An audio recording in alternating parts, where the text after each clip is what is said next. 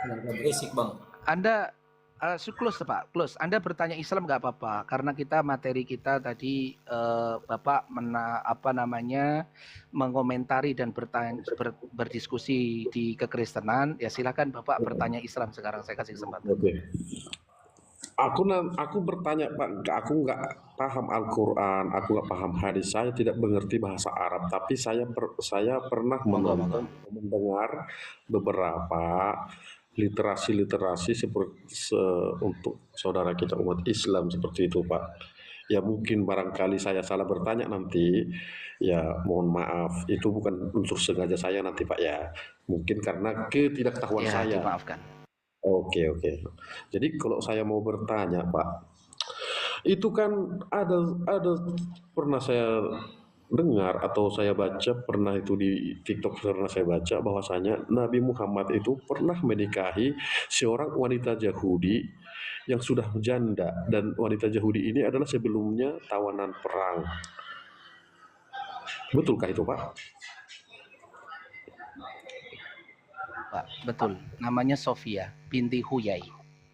Betul? Sofia binti Huyai. Ya, kenapa Pak? Ada apa? Dalam yang saya tanyakan, yang dalam pernikahan mereka itu apakah atas ke cinta, apakah atas cinta atau apakah karena dipaksa begitu? Makanya wanita Yahudi tadi mau menikah dengan bapak Nabi itu. Oke, ada itu saja. Anda mungkin bertanyanya itu saja ya. Iya, itu. Oke. Ketika perang Khaybar, Bapak, itu dimenangkan oleh kaum muslimin, ya. Bapak daripada Sofia binti Huyai ini terbunuh, ya. Saudara, keluarga, kerabatnya. Artinya benteng Khaybar itu ditundukkan oleh kaum muslimin. Ada rampasan perang. Rampasan perang itu termasuk tawanan juga, Pak. Harta, ya, sesuatu yang berharga semuanya lah. Termasuk Sofia ini yang saya sampaikan katakan tadi, Sofia binti Huyai tadi. Ya, dibawalah kepada baginda Nabi Muhammad SAW terkait dengan tawanan perang itu. Ya, tawanan perang itu. Yang Anda tanyakan kan apakah Rasulullah SAW itu atau Sofia itu menikah kepada Nabi itu atas dasar cinta atau paksaan? Jawabannya bukan dua-duanya, Pak. Jadi ya gini, Pak. Jadi gini, Rasulullah SAW ya menikahi Sofia binti Huyai ini atas dasar ya perlindungan. Yang pertama karena dia adalah harta rampasan termasuk di kalangan kaum muslimin, lalu terkait dengan bisa saja siapa saja bisa mengambilnya atas ghanimah tersebut. Tapi ini dimerdekakan oleh Nabi, diberikan perlindungan oleh Nabi alaihi wassalam dengan dinikahi. Seperti itu, Pak. Artinya begini, dalam itu bukan keterpaksaan, Pak.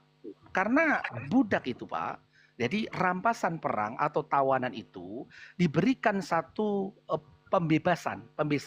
Kamu saya bebaskan, termasuk dikatakan mahar kamu adalah pembebasan kamu terkait dengan itu gitu loh. Dan Rasulullah menawari Sofia binti Huyai itu untuk menjadi istri. Akhirnya setuju. Apakah atas dasar cinta? Ya kita nggak tahu gitu loh. Karena syarat nikah nggak harus cinta juga, Pak. Di dalam Islam, syarat sah menikah itu tidak harus cinta, Pak. Meskipun dasar cinta itu mendasari kedua insan pertemuan atau pernikahan tersebut. Tapi tidak ada yang mensyaratkan syarat wajib menikah itu harus cinta. Tidak ada, Pak. Tidak ada. Syarat sah rukun dalam pernikahan itu tidak harus cinta. Begitu, Pak. Gitu ya, Pak ya penjelasannya. Berarti tujuannya untuk memerdekakan, melindungi Sofia binti Huyai ini. Kenapa Pak? Tetapi kenapa harus dinikahi Pak untuk melindungi atau memerdekakan perempuan Yahudi? Kenapa nggak langsung dibuat semacam surat kepada kan itu ghanimah Pak, bukan Rasulullah SAW saja yang memiliki ghanimah tersebut. Ghanimah itu Pak dalam Islam, nih harta rampasan yang harus dibagi Pak.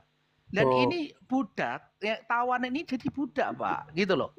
Maka salah satunya harus diberikan perlindungan, suaminya yang harus memperlindungi dirinya gitu loh Pak.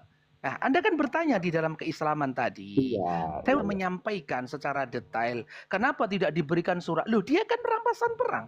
Kalau dia asal diberikan itu, misalkan ya, Rasulullah itu bukan tipikal pemimpin yang diktator harus gini, ya udah urusan saya, enggak Pak.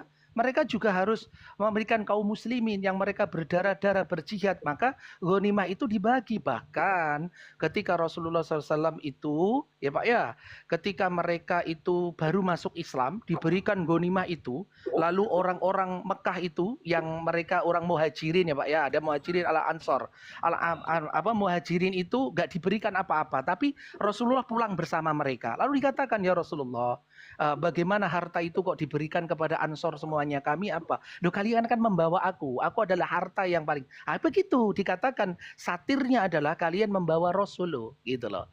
Jadi begitu loh Pak cara pembagian perang itu Pak. Tidak sembarangan orang memperdekakan, enggak Pak, gitu loh. Gitu.